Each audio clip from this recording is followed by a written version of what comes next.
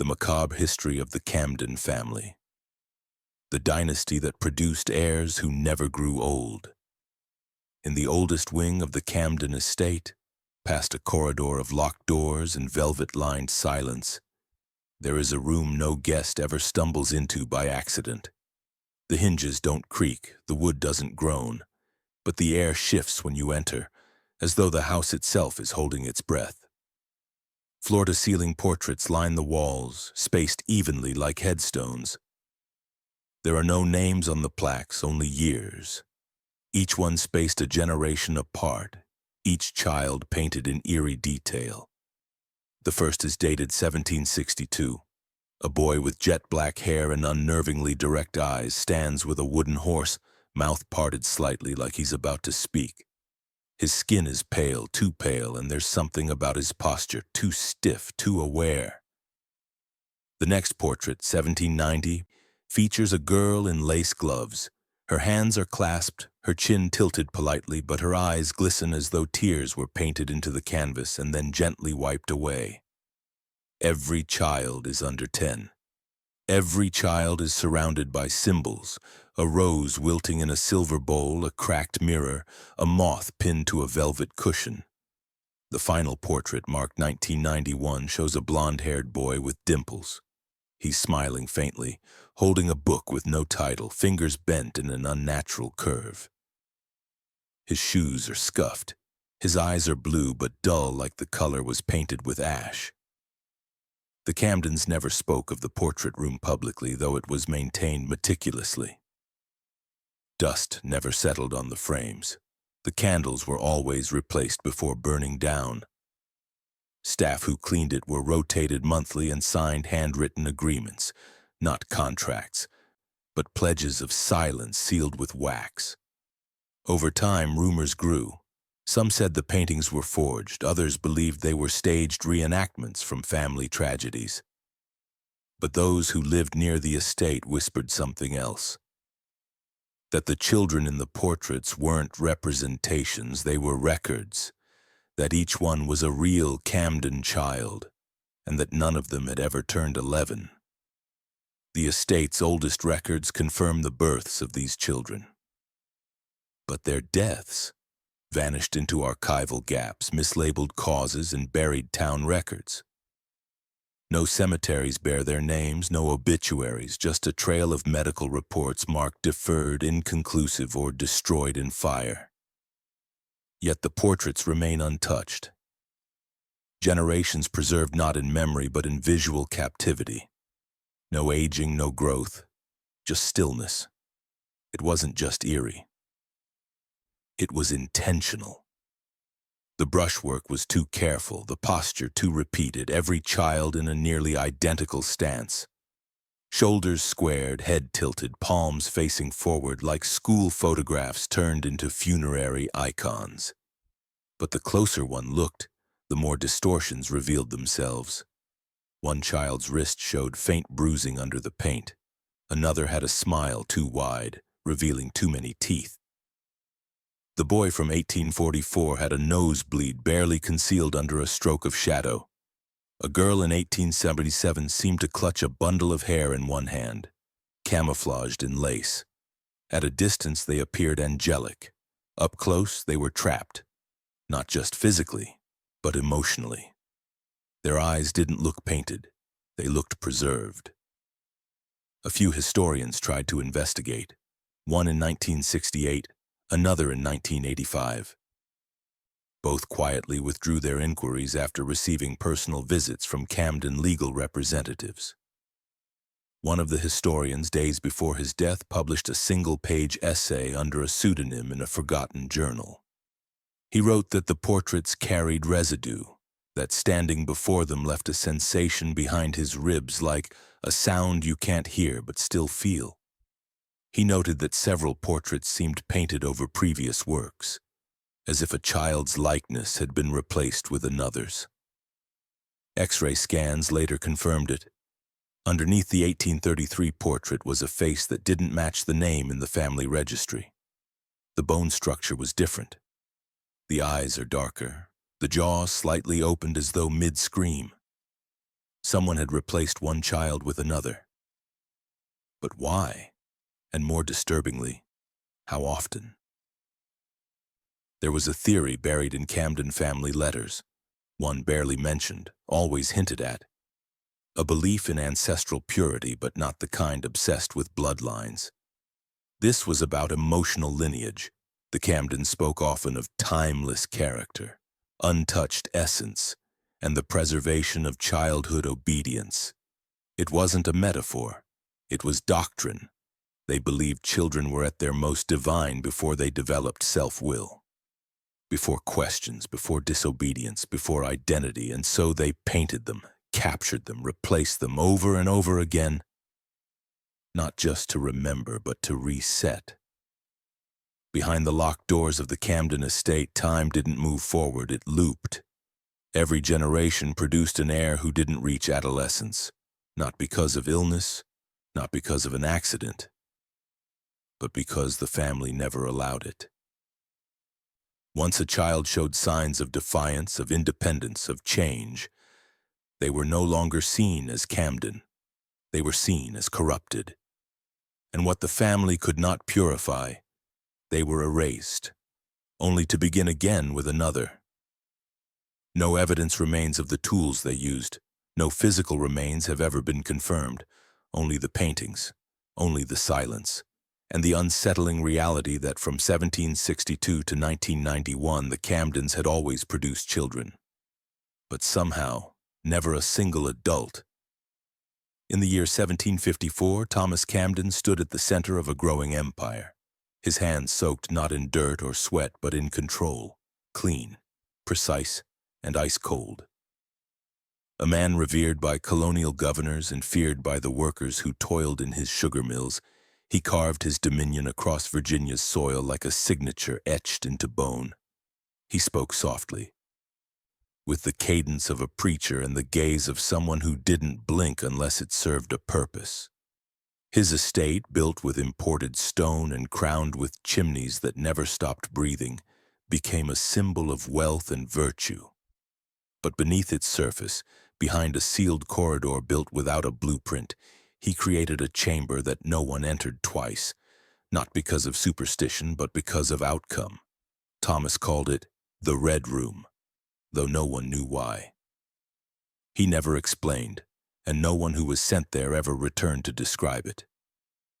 Servants learned quickly that questions led to absence.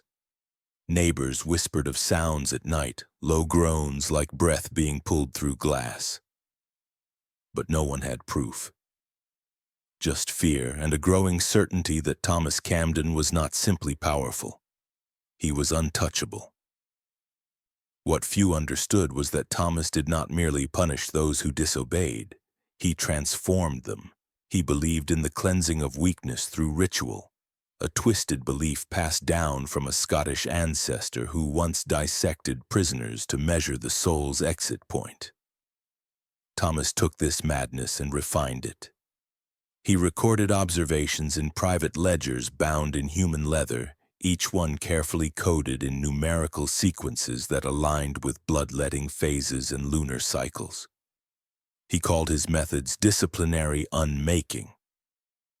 When a mill overseer was caught stealing rum, Thomas had him brought to the chamber, not for justice, but for clarity. 3 days later, a bundle was found at the edge of the property, placed carefully in a wooden cradle as if left by a mother abandoning her child. But inside was not a baby. Inside was a circle of hair, coiled and pressed into wax, a full set of adult teeth arranged in perfect order, and a spinal cord cleaned to bone and bent into prayer formation. No skin, no eyes, no tissue, no smell of rot, only cloves and lye. Local authorities saw it, then unsaw it. The sheriff resigned 2 days later. The incident was never logged. Thomas never bragged. He didn't need to. He wore mourning black not for grief but for power, his hands gloved at all hours. His study lit only by candlelight and a suspended mirror that faced the desk at a sharp angle. He believed that mirrors stole memory, and that by watching himself work in reflection he could divide his conscience. He often spoke to the glass as though it were an audience, whispering instructions in Latin before sessions in the Red Room. To outsiders, he was a man of composure.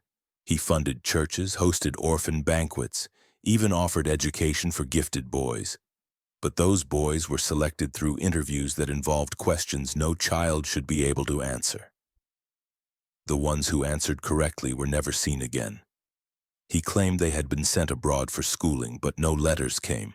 No parents were contacted, and the portraits painted of them months later showed faces changed.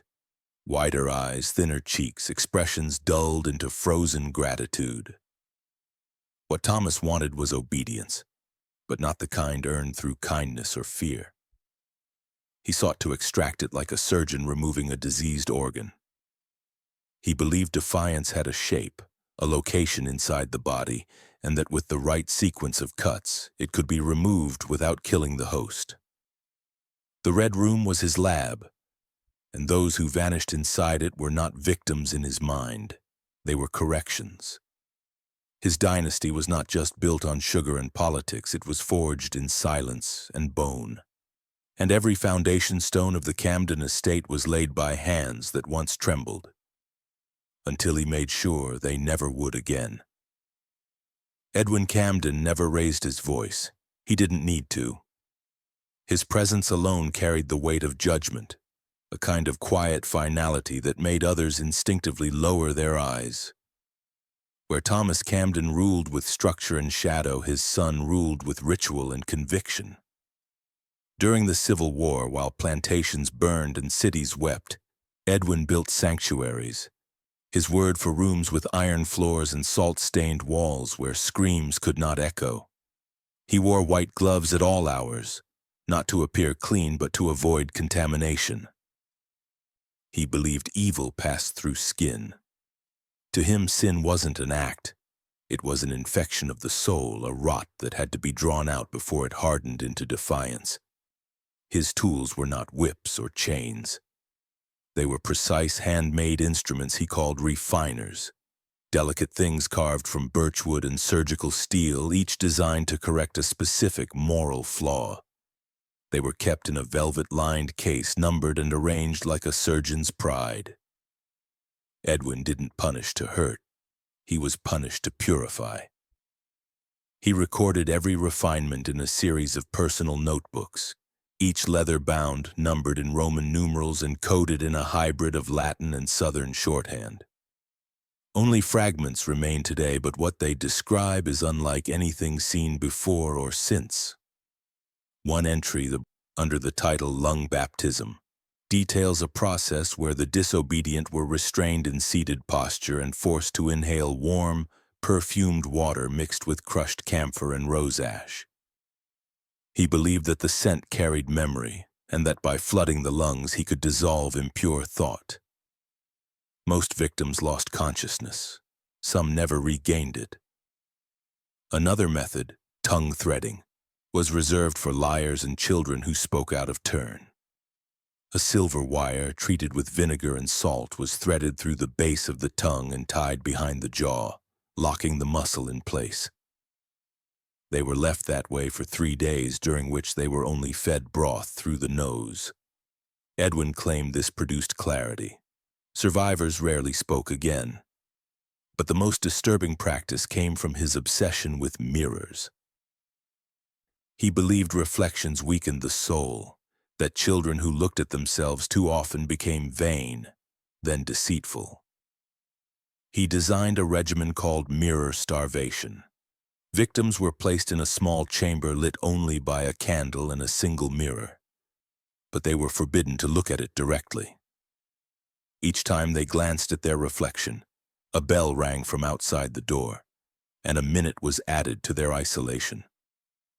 This could go on for days. The candle was never replaced, the mirror never moved. Some went blind, others forgot their names. One child scratched the word empty into their own chest using fingernails worn down to the bone. Edwin called it progress. He wasn't a monster by appearance. He hosted dinners, quoted scripture, donated to hospitals. But behind closed doors, he treated morality like disease and believed he alone held the cure. His victims were not criminals. They were students, servants, even his own kin. Anyone who showed signs of soul deviation was refined, and those who didn't survive were not mourned. They were buried in a separate field marked only with birch trees, dozens of them perfectly spaced, no headstones, just white bark and silence. In the spring of 1889, Camden House opened its gates to what the local papers called a benevolent experiment. Ads were posted in small village churches and general stores promising free education to poor but gifted children, boarding, books, and proper nourishment paid in full by the Camden family.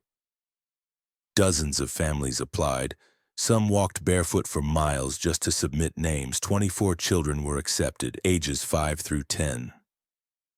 The carriage that came to collect them was clean, quiet, and lined with soft blankets. The driver never spoke. Parents cried with joy. They believed their children were entering a place of opportunity. But the truth lived several feet beneath the wooden floorboards of the East Wing, a place not marked on blueprints and never mentioned by name. The underground school was a long, windowless corridor dug into the bedrock, lined with rooms that weren't quite cells but weren't meant for living either. There were no doors, just heavy curtains that sealed in sound. The walls were padded, not for safety but for silence. Each child was assigned a number, not a name, and confined to a learning pod no larger than a pantry. They were not taught arithmetic or language. They were taught disassociation. The first lesson was stillness. Total stillness. For hours at a time, they had to remain in perfect physical silence. No blinking, no twitching, no swallowing unless told. A brass bell rang to mark the end of the session. If the child moved before the bell, a red light blinked above the curtain and their food was withheld. The second lesson was called split walking. Children were made to memorize their own pain and describe it as happening to someone else. If they cried, they were forced to repeat the lesson naked on a floor chilled with salt water. Rewards came in the form of warmth, a blanket for obedience, a slice of warm bread for forgetting their last name. The better they disassociated, the closer they were told they came to graduation.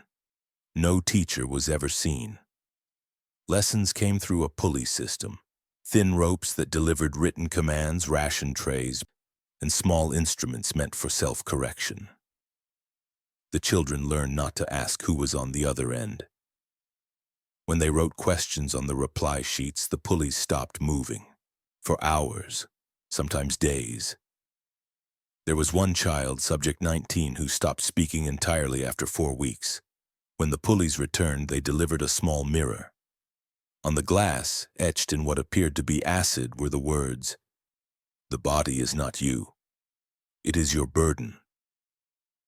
That same week, subject 19 cut off their own earlobe and presented it as an offering.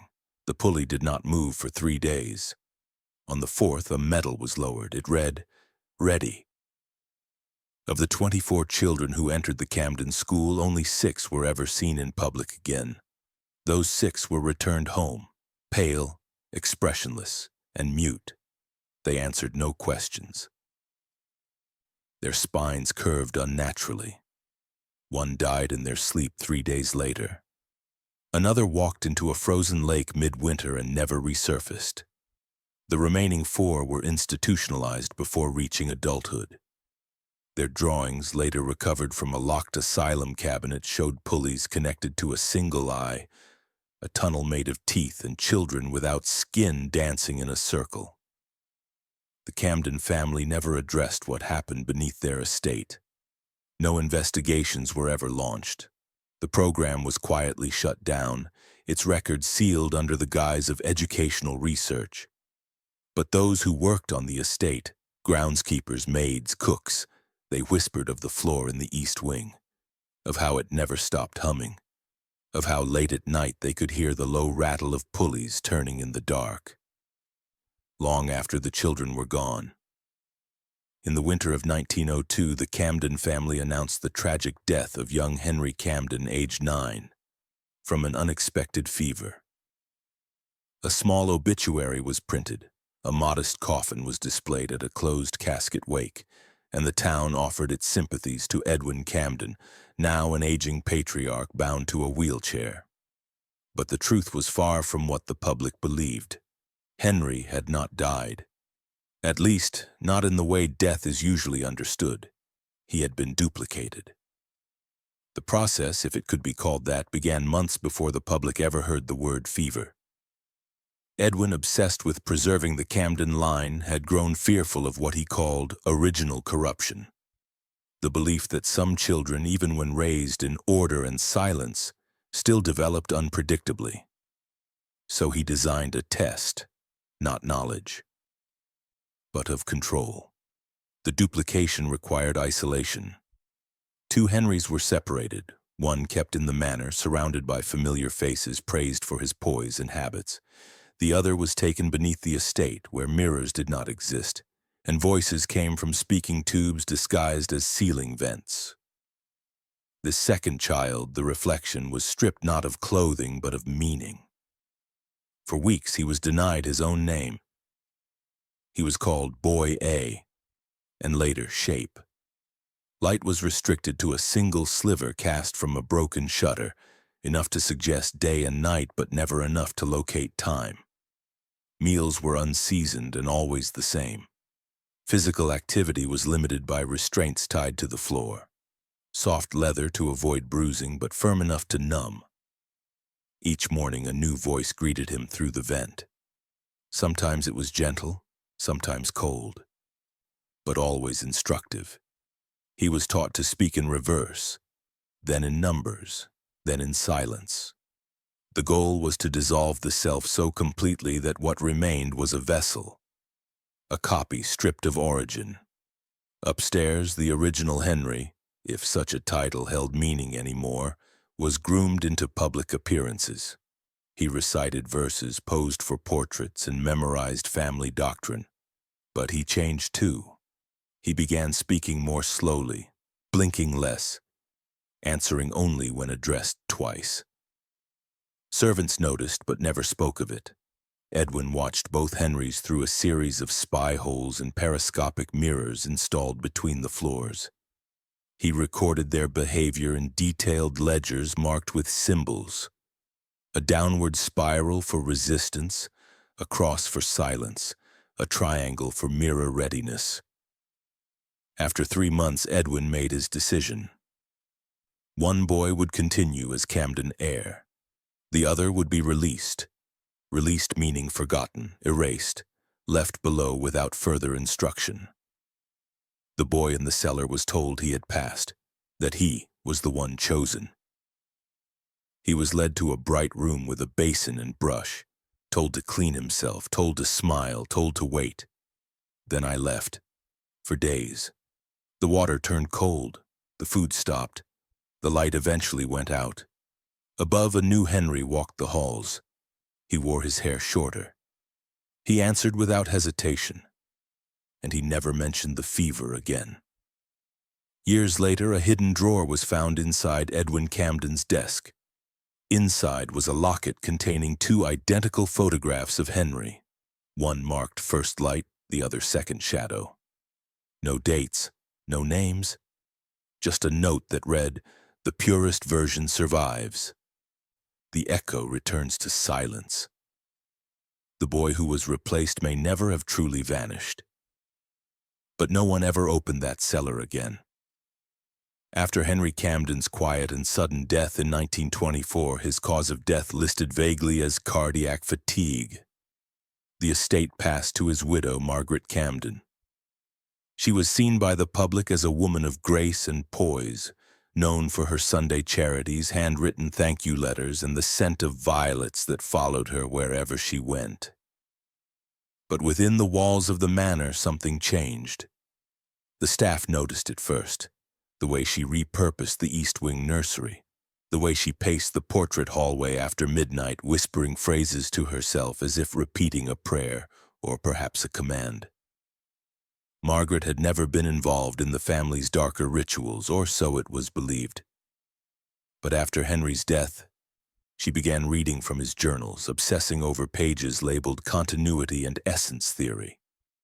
She marked them with her own notes in red ink, circling phrases like emotional containment, feminine obedience, and synthetic virtue. And then quietly she reopened the house for guests, specifically young girls. It started with the Clara Foundation, a boarding program for the development of proper womanhood, funded entirely by Margaret's inheritance. Letters were sent to families across the rural South promising etiquette lessons, music training, and moral supervision for gifted daughters. 12 girls arrived that spring, none older than 10. Their names were not recorded. Their arrival was not logged. No school ever claimed affiliation. Margaret greeted each of them personally, her gloved hand stroking their cheeks as she told them, "You will make this house beautiful again." Servants were instructed to never speak to the girls, never make eye contact, and never enter the blue-tiled wing where they were housed. Meals were delivered through rotating drawers built into the wall, and clothing was lowered from the ceiling on iron hooks. White lace, high collars, and silk gloves that the girls were instructed never to remove. Refinement sessions resumed by the second week. But Margaret changed the method. Where Edwin and Thomas worked through pain and compliance, Margaret worked through imitation. She made the girls act. Perfect smiles, synchronized gestures, rehearsed laughter without emotion. Those who failed to meet standards were taken to a room at the end of the hall known to staff only as the Hollow. No one knew what happened inside, but girls returned quieter, stiff-jointed, their fingers bent unnaturally as if reset without care. One girl came back with her tongue sewn down with surgical thread, only loosened after a week of silence. Another lost all her hair overnight. When asked why she was bald, she pointed to her own reflection and said, "Because she spoke when I didn't." There were no mirrors in the house. A single photo survived, a faded black and white image found in a locked silver frame beneath a false drawer. It shows 12 girls standing in a row, identical dresses, empty eyes, mouths slightly parted as if waiting for a cue. Margaret stands behind them, hands folded, smiling faintly. None of the girls appear in census records. Local authorities received at least 5 missing child reports tied to the Camden region between 1925 and 1929. But each was dismissed after the parents were contacted and shown a document they had allegedly signed, temporary custodial waiver, allowing full guardianship transfer to the Clara Foundation. The signatures matched. The parents insisted they had never signed such papers, but the ink was real and the law did not care for tears. When Margaret died in 1931, her funeral was closed to the public. The house was sealed. No girls were ever recovered, no graves, no bodies. Just the photo and one final journal entry found in her bedside drawer. They are almost perfect now. They do not cry, they do not question. They have become what I never was, still. The house sat untouched for 5 years. When it was reopened for appraisal, 12 child-sized mannequins were discovered beneath the floorboards of the blue-tiled wing, each dressed in lace, each mouth sewn shut, each one positioned as if mid-curtsy. They were labeled not by name, but by command. Obey, pause, smile, kneel. One was simply labeled Margaret. In 1937, the Camden family re-emerged from a decade of silence under a new name and a new mission. The Camden Institute for Speech Correction opened on the far edge of the property, just past the orchard where no fruit had grown since Margaret's death.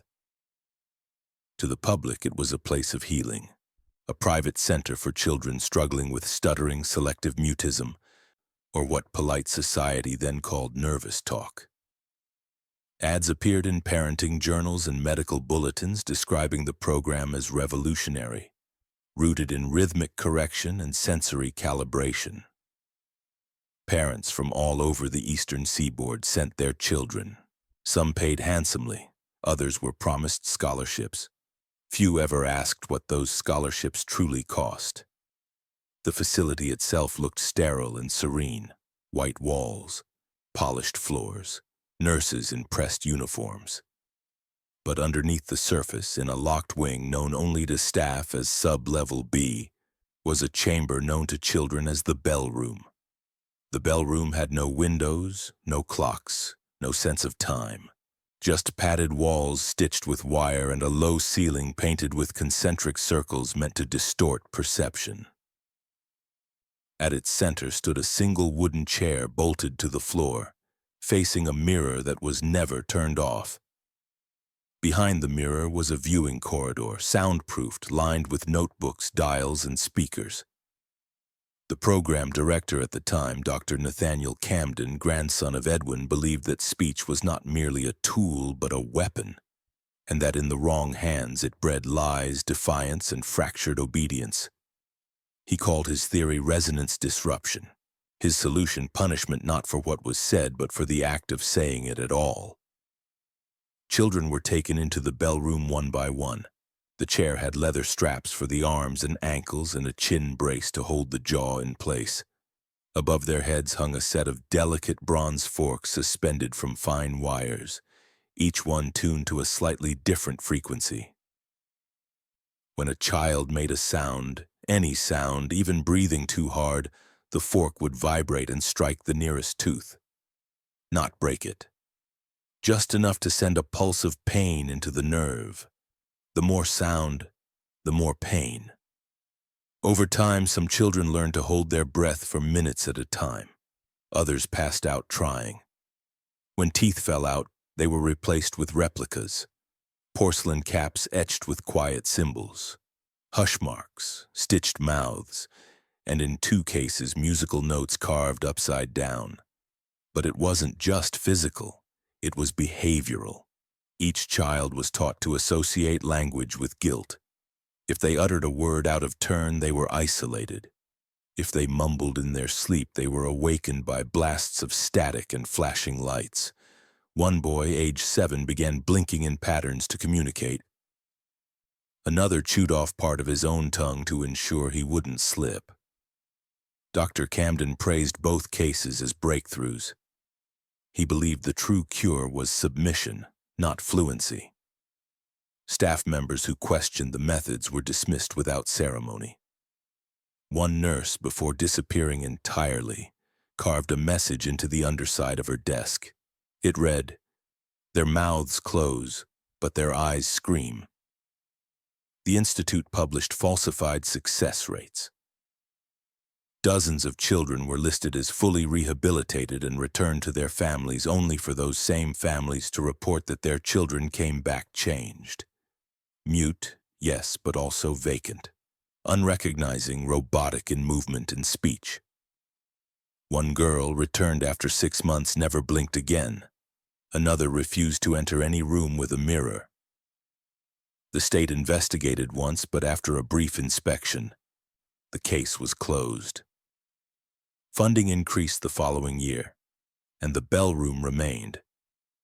Decades later, long after the building was condemned and sealed, a group of urban explorers broke in.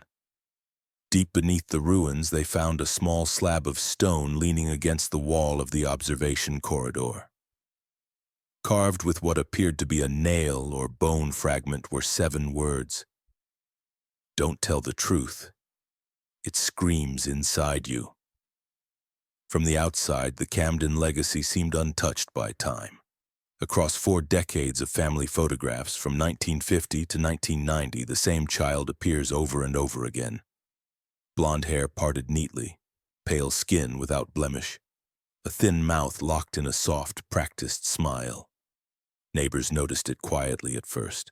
At church picnics and town galas, they whispered that the Camden boy hadn't grown, his clothes changed, but his posture, his size, his face, they didn't. It became something people joked about nervously before excusing it with wealth or rare medical conditions. But those who worked behind the gates of the estate knew better. because every 10 years a child vanishes, and another began to look just like him. The ritual was never written down. It didn't need to be. It was inherited in tone, in silence, in expectation. The heir, whoever bore the name and image of the Camden child, was never born into that role. He was built. Each decade, a new boy was selected from among the extended family's distant offshoots or from orphan programs funded by Camden trusts. The boy was chosen not for his likeness, but for his potential to be broken into it. The process began with posture. For weeks, he was bound at the knees and ankles to force a specific gait. Shoulders were dislocated and reset repeatedly to match the original heir's silhouette. Dental molds were taken from the previous child and imposed onto the new, no matter the pain. Skin was lightened using chemical scrubs, sometimes bleach diluted in milk. Hair was dyed and eventually implanted strand by strand if the growth didn't match. The eyes were a problem. If the color differed, lenses were sewn into the lids or the iris was burned to change pigment. Voice training was worse. Recordings of the previous heir were played during sleep. A leather device clamped the mouth into a permanent smile for hours at a time until the muscles adapted. Crying disqualified the child. Resistance extended the training.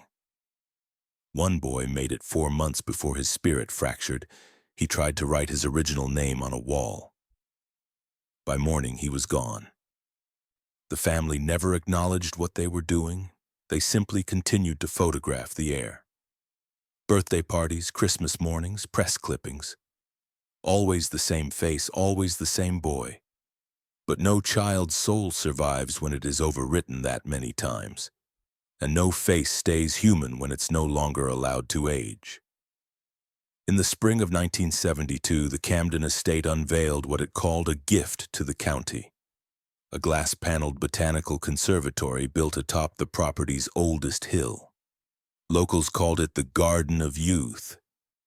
Framed in wrought iron and filled with exotic greenery, the greenhouse shimmered like a jewel at sunrise. Children from the nearby elementary school were brought in for tours. Reporters praised its innovation, its fragrance, its beauty. But beneath the tiled floor, sealed off by stone and humidity, was a basin that predated the manor by centuries. An uneven ring of carved black rock, half submerged, half forgotten, and never dry. The Camdens did not build over it for convenience. They built over it for concealment. Because the basin wasn't natural, it was a site, a wound in the land they believed could feed their legacy. The herbs grown in the greenhouse were not for decoration. They were cultivated in rows, labeled not by scientific name but by function. Whisper root, bone vine, winter mute, and bride's ash. Each had a purpose. One numbed the tongue without dulling the mind. One drained pigment from the skin slowly over weeks. Another weakened muscles without affecting awareness, locking the body in place while the heart stayed racing. These plants were not mixed into medicine. They were brewed into teas and tinctures fed to children selected for seasonal rites, a term used only in the handwritten journals of the estate's caretaker, a man whose name never appeared on payroll, who signed each entry with a single symbol, a split sun. Every solstice and equinox the rituals began. The children, always 2, always 1 boy and 1 girl, were brought into the greenhouse under the cover of night. Their skin had already been stripped of color, their veins slowed by repeated doses, but they remained awake. They were told it was a celebration. They were made to smile. Cloth crowns were placed on their heads, and flower petals glued to their skin with honey to mimic life. Then they were laid across a bed of wet moss above the basin. The old stone below them shimmered not with water, but with oil, slick and silent. A chant followed, never shouted, always whispered, recited in halves by those above and answered by a voice believed to echo from the basin itself. Afterward, the children were not seen again. Their belongings were burned, their names struck from school rolls. A week later, the garden bloomed brighter. Rare orchids opened in unnatural colors. One plant sprouted in the exact shape of a child's open hand. When questioned, the Camdens called it a blessing of the earth. But those who knew the old hill said it had been cursed long before the Camdens arrived. They hadn't built the ritual, they'd only fed it. In the autumn of 1988, Iris Hale arrived at the Camden estate under contract, hired to compile a private genealogical record for the family's archival trust. She was quiet, precise, and thorough, known for her ability to extract patterns from disorder to stitch family lines together across crumbling ledgers and faded church books. She was told her assignment would last 6 weeks, that she would be working alone, and that no copies of her work could be removed from the premises. She agreed without question. The Camden estate paid well and offered complete access to its historical collection. She did not know what she was walking into. Her notebooks begin routinely, names, dates, land titles, migration charts. But by the second week, her handwriting changed. Her notes became clipped, uneasy, marked with smudges and ink blots where her pen had paused too long. One entry reads, "The children's eyes have moved again." Compared to the catalog from 1961, orientation shifts in 3 of 7, no light reflection. Pupil size is inconsistent. She wasn't writing about photographs. She was documenting oil paintings. Iris had been tasked with cataloging the ancestral portraits that lined the West Corridor. Each one dated, signed, framed, and supposedly unaltered. But something was wrong. She began noticing tiny shifts, an eyelid slightly more open, a mouth closed that had once been parted, fingers resting differently than the original image.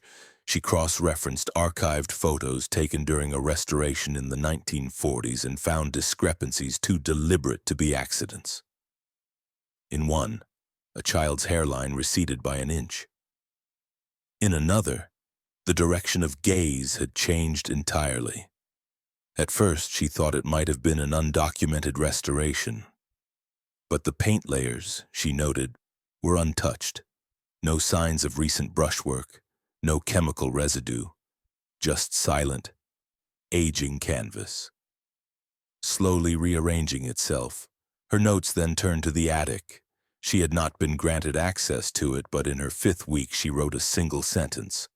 "I heard humming through the ceiling. No source found."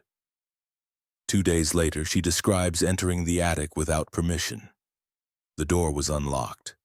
The room was empty but cold, unnaturally so. There were no windows, no insulation.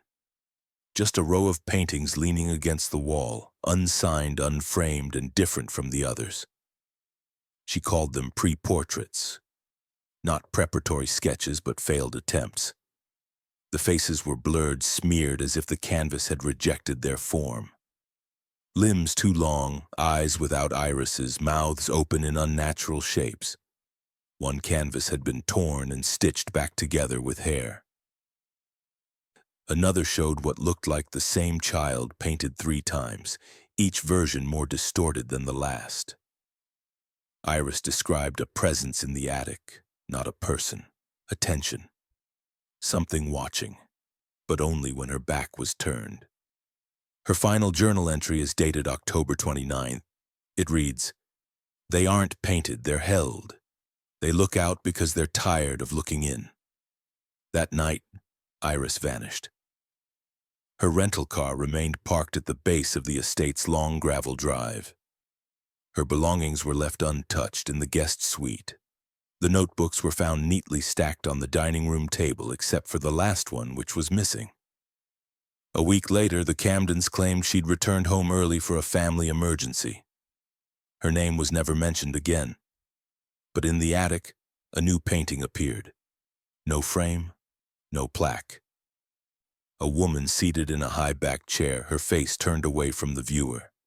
Her hands are folded, her body tense. Her mouth, just barely, is open. Not with a smile, but in a scream held far too long. In 1993, Camden Pharmaceuticals was still seen as a pillar of American innovation, a family-run operation with global reach, known for its glowing commercials, scholarship funds, and glossy promises of healing. But behind the polished public image was something festering.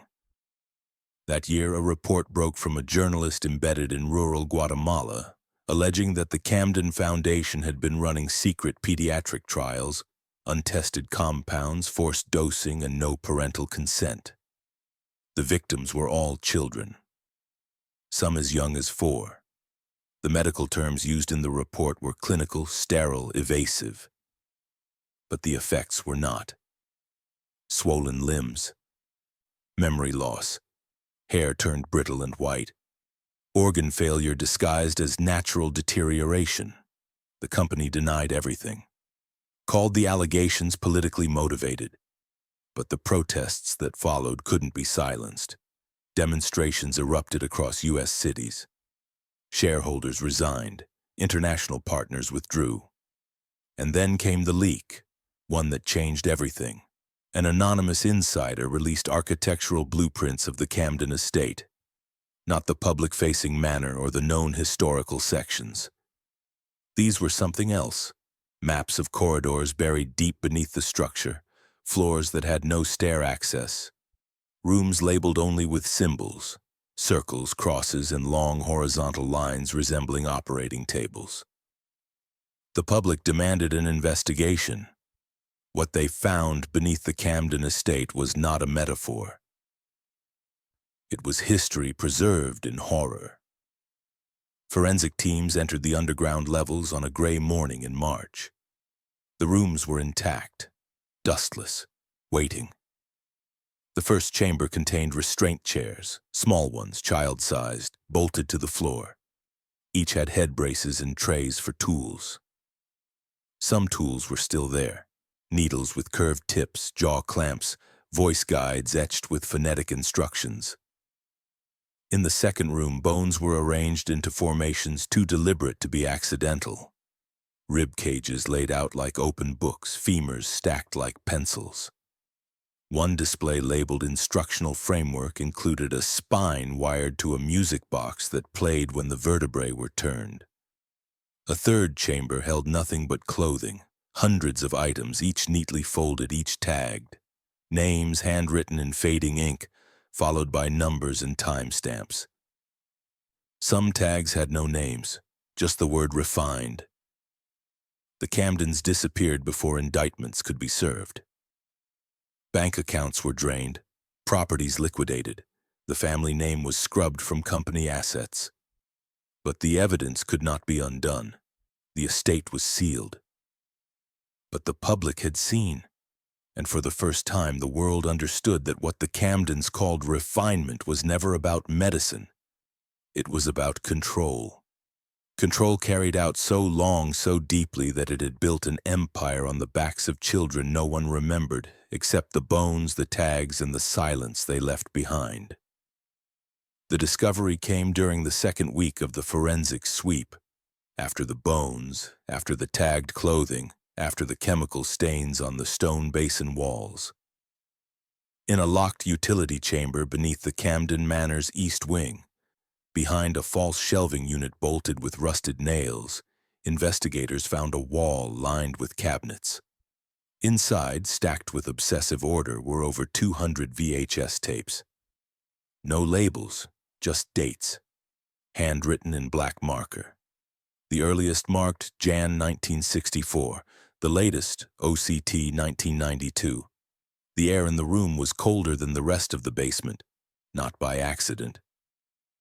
The Camdens had kept this room chilled to preserve the past, not for memory but for proof. They hadn't hidden what they had done. They had documented it. The tapes were reviewed in silence, each one opened with the same title card, white text over black screen. Session. Behavioral Correction. Property of Camden Institute. What followed defied every known standard of education, therapy, or ethics. Children, usually between the ages of 6 and 12, were placed alone in soundproof rooms, seated under a single overhead light. A speaker system issued instructions in slow, soothing tones, reading phrases over and over until the child repeated them. If they resisted, the tape would cut briefly to what the Camdens called stimulus reinforcement, a euphemism for psychological degradation. One boy was told to describe the death of a fictional sibling over and over while being denied sleep.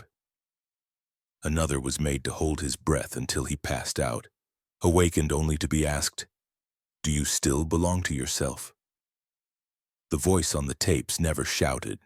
It was never threatened. It was coaxed. It offered affection only when the child gave up their sense of self. By the third week of viewing, patterns emerged. Each child was eventually made to recite Camden mottos, each slightly different depending on the decade.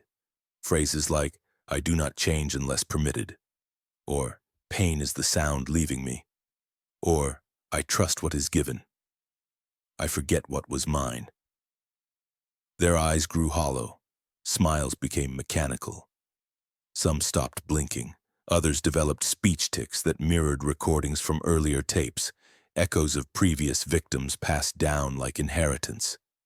It was not training. It was a replication. They weren't raising children.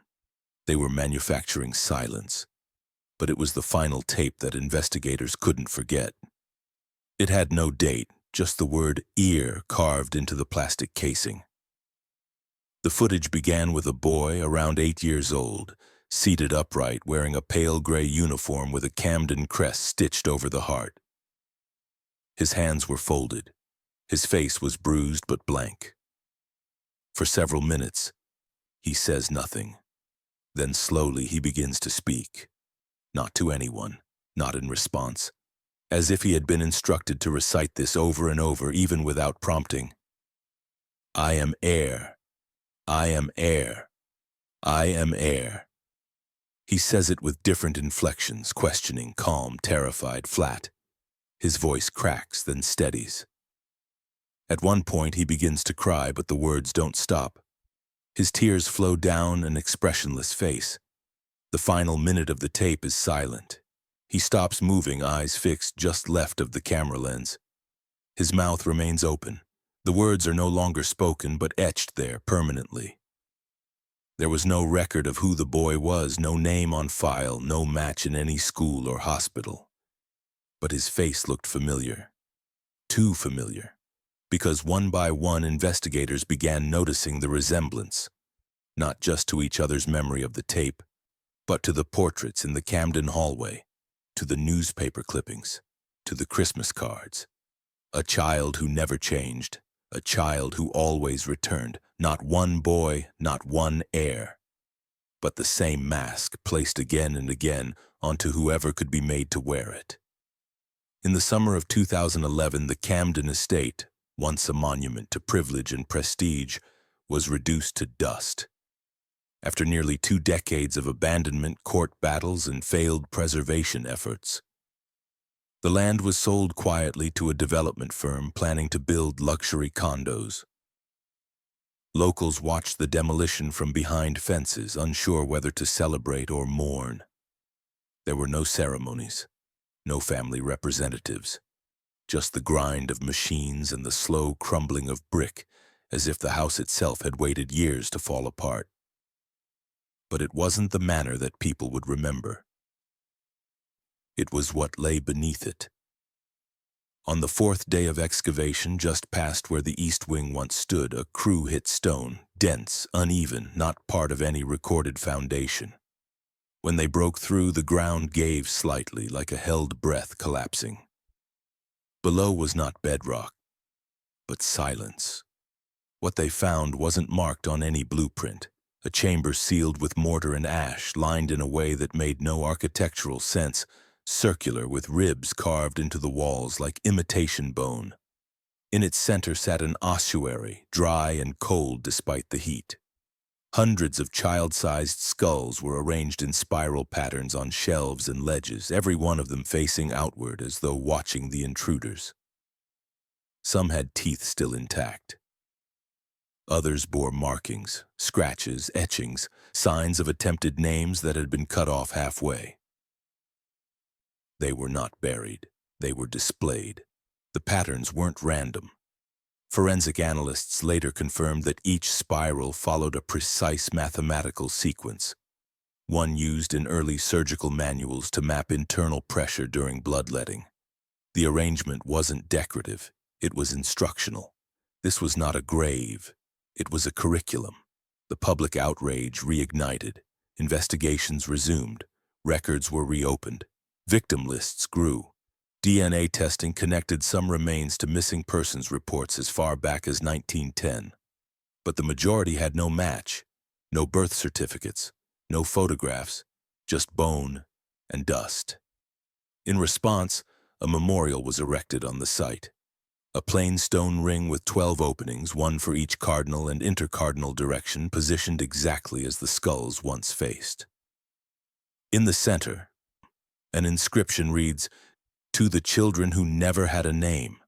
Visitors leave small offerings, dolls, notebooks, ribbons. No one stays long. In the years that followed, the Camden case became a cornerstone of national reckoning. New laws were passed mandating stricter oversight on private institutions, experimental therapies, and child welfare under nonprofit licenses. A wave of trauma-informed therapy models emerged, many built around silence recovery and voice reclamation. The Camden tapes became required viewing in some legal ethics courses. Survivors, few as they were, testified in closed chambers, their statements sealed by request. Not to hide the truth, but to keep it from being consumed. But even now, the legacy doesn't rest. Those who study the case speak of a pattern deeper than blood or money, a generational belief that control is love, that obedience is safety, and that silence, when shaped properly, is the highest form of devotion. The Camden dynasty didn't end when the house fell. It ended when the world saw what it had always refused to look at, and even then the final questions remained unanswered. Who built the spirals? Who counted the bones? And most haunting of all, how many more never made it to the ossuary at all? Long after the Camden Manor was torn down and the land turned to gardens no one visits, something remained, not in the ground, but in walls far from Virginia. Auction houses, estate sales, private collectors scattered across the country. Because before the final collapse, before the forensic teams and the tapes and the headlines, certain items had already been sold, quietly, without a record, and among them were the portraits. The Camden children, captured in oil and canvas, hung now in libraries, hallways, dens. Some collectors claimed they were drawn to the craftsmanship, the way the children seemed almost lifelike. Others admitted they didn't know why they bought them, they just felt compelled. The colors were faded, yes, but the expressions were so precise. The eyes are so alert, and the smiles, fixed yet soft, familiar. Until they weren't. It started small. A woman in Boston who kept one above her fireplace said she began avoiding the living room at night. She couldn't explain why. Just a sensation like the air near the portrait was heavier, that the eyes followed her, that she once walked in and saw the mouth, painted nearly shut, had parted slightly. A man in Idaho claimed the child in his painting had blue eyes when he bought it, but weeks later they looked almost green. Another collector returned his to an auctioneer after waking up one morning to find condensation on the inside of the frame's glass, as if it had breathed. The most unsettling reports came from children. One boy told his parents that the painting in the study talked without sound, that the child inside woke up when the moon touched her.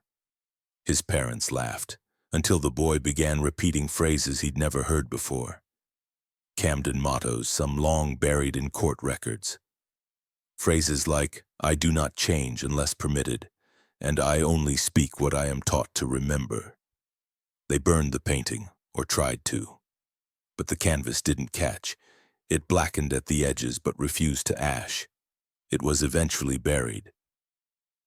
Art historians have since tried to trace the origin of the Camden portrait technique. The brush strokes are ordinary, the materials standard. But some forensic imaging suggests the underpaint, the earliest layer applied to each canvas, contains a mix of traditional pigment and biological matter. Not blood, but something close. Hair follicles, calcium dust.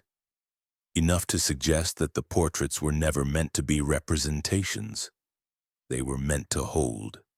What exactly remains debated, and so the story doesn't end with the mansion, or the bones, or the sealed court files. It lingers in auctions and antique shops, in basements where old paintings are stored face down. In the silence that descends when a child stares too long at something that shouldn't blink but almost does. Evil, as history shows, doesn't always look monstrous. Sometimes it's clean, framed, smiling. It wears the face of family, tradition, and charity. And what hides behind that smile isn't always forgotten. It waits until someone looks long enough to remember. What do you think? Could this happen again, under a different name, behind a different smile, or has it already?